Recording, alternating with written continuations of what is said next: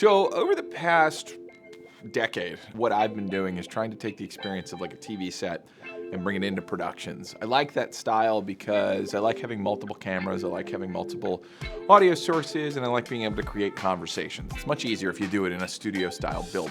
Over the past, 4 or 5 years, the big change has been that podcasts showed up in a big bad way, especially video podcasts. So I always had my eye towards that. I mean, I think I remember doing an episode of Tubby Talk way back in probably like 2015, maybe 2017. That was just on the cusp of when podcasting and video podcasting was starting.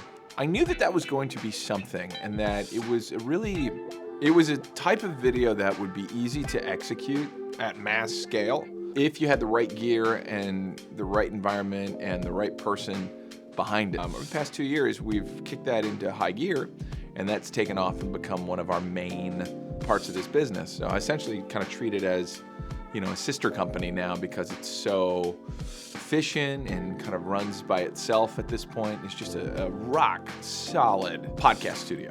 We had a bunch of Blackmagic gear that we had graduated from that still had use, still looks beautiful and whatnot. So we rigged it into a studio setup in 4001 Main Street. Our friends at Design Blends, I asked them for some space so that I could build a little studio out. We went in, we created actually 3 rooms full of studios, and each of them had their own set of cameras set up and their own switcher enabled in there. So basically I had created 3 podcast studios. Well, the second we get it up and running, like 2 months in, Brian Corcadillos calls me and says, "Hey, I've expanded my company. I need you to vacate the downstairs. We got to use that for another initiative." And so that was just kind of a major blow, and I had to figure out what to do next. So Brian, of course, figured it out and found another space for us at the Lincoln Mill, which is upstairs in 4100 Main Street. We started the build of bringing it over there. When we brought it over there, we decided to combine everything into a single setup, run off a single switcher, but that could be moved mobily to different areas in there so that we still had multiple sets and whatnot, but the gear was designed to be able to be moved and switched over. None of that would have happened if we didn't have Dylan McGonigal over there.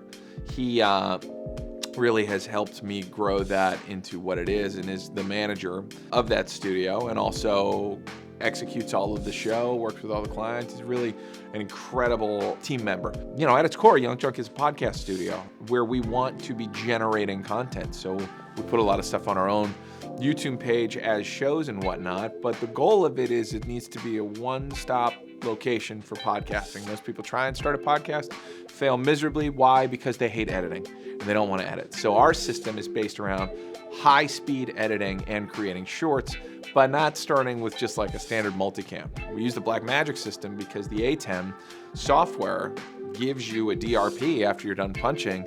So all the work that you would be doing in post, it's already done for you. You just make a couple of tweaks and send it on its way. And then from there, you change whatever camera angles you need to, sweeten the audio, create shorts, and send it out. So all of our clients get at least an episode and 2 shorts, even at our smallest package, a week.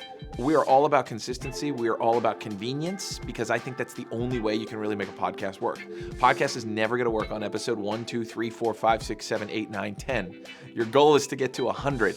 The only way you're going to be able to get there is if it's fun for you to do and convenient for you to do. And that's really what we tried to create over at YunkJunk.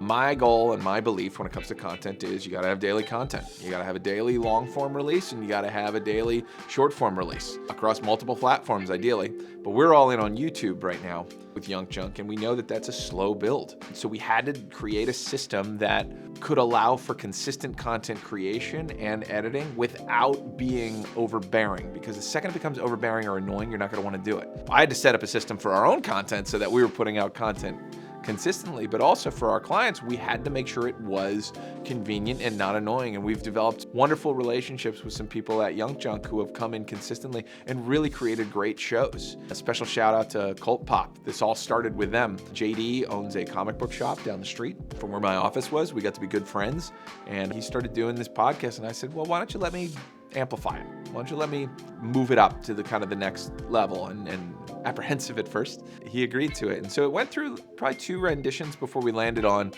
the one where they come to the studio. We were doing it in their office space. That would be inconvenient at times. But once we set it up and had an established studio manager, editor, and system of content creation, that one really took off, where they're able to come in and within 5 minutes sit down, start their show, which is a live stream, by the way, and then walk out the door and have a good time. We killed the idea of setup and teardown. Makes it cheaper, makes it more efficient, makes it more fun for everyone involved. The other one is Tubby Talk. Again, that was a show that we had done, like, you can look it up. There's probably 20 episodes that were done in the ice cream factory at Tubby Robot Ice Cream Factory. And then once we got it in studio, it became much more convenient and fun, and we started Googling stuff on the fly.